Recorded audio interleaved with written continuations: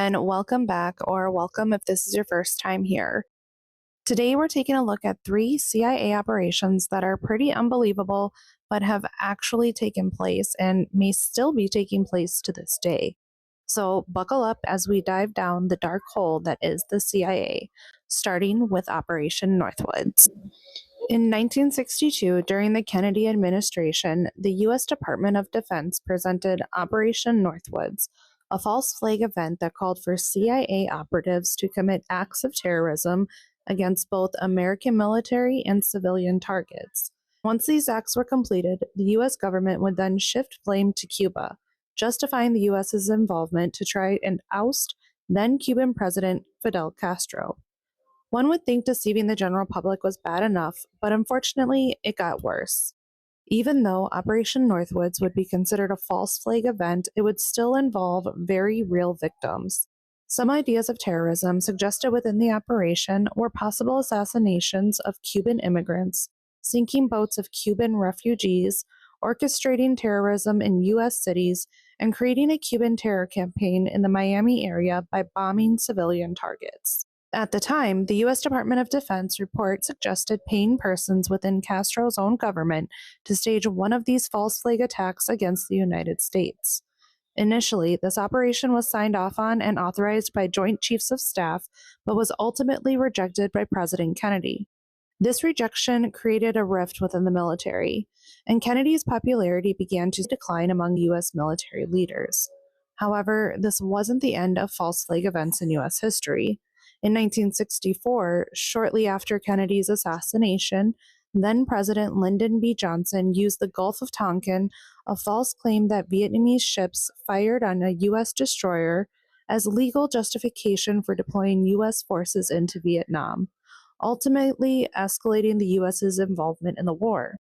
Since then, the general population has come to question many major events and the authenticity of the reports provided by both the media as well as the U.S. government. The most well-known of these events is the conspiracy theories surrounding the 9/11 attacks on the Twin Towers in New York City.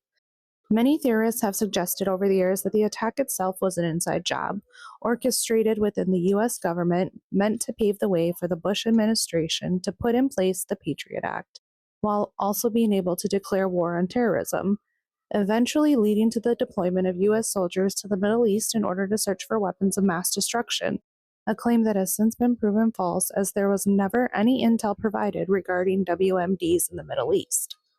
Unfortunately, false flag events would not be the last of the CIA's questionably unethical practices. In fact, the events that happened on 9/11 not only started an endless war on terror, but also ushered in a new era of CIA operations, bringing us to number 2, extraordinary rendition, a questionable detention and interrogation tactic carried out across the globe by the United States government. Extraordinary rendition has occurred throughout U.S. history and has always been presented to the public as a necessary program intended to protect America. However, in reality, this operation, both past and present, has been a way to strip a persons of interest of their basic rights, facilitate gruesome forms of torture, and oftentimes illegal executions. This operation not only illegally condemned possible criminals, but it was often revealed that it created false confessions, inaccurate intelligence information, and all too often involved the torture and execution of innocent people who had no involvement in the acts they were being detained for. To this day, the CIA's extraordinary rendition program has not been outlawed and is still in effect. And most recently, it was discovered that the doctors overseeing the gruesome torture weren't there to protect the individuals, but instead were observing results of what was found out to be unethical human experiments. Which brings us to the final operation of this video, Project Chatter. While the CIA has been conducting unethical medical human experiments as recent as the post 9/11 interrogations, the idea of using torture as a means of control isn't new. And surprisingly, even though MKUltra has seemed to gain all of the public's attention due to the 2 decades-long program and thousands of victims, the idea of medical mind control dates back even further. In 1947, the same year that the CIA was established, the U.S. Navy began Project Chatter, a program consisting of medical drug experiments on U.S. military soldiers without full disclosure of the experiment's intended purposes, as well as the possible side effects. According to the Naval report, Project Chatter focused on identifying and testing drugs for interrogations and recruitment of intelligence agents. The drug of choice during these experiments were none other than LSD, which seems to be a fan favorite at the CIA over the next 20 years. The patient selection for these experiments were also questionable. While some experiments involved normal persons, majority of the subjects were severely depressed military patients.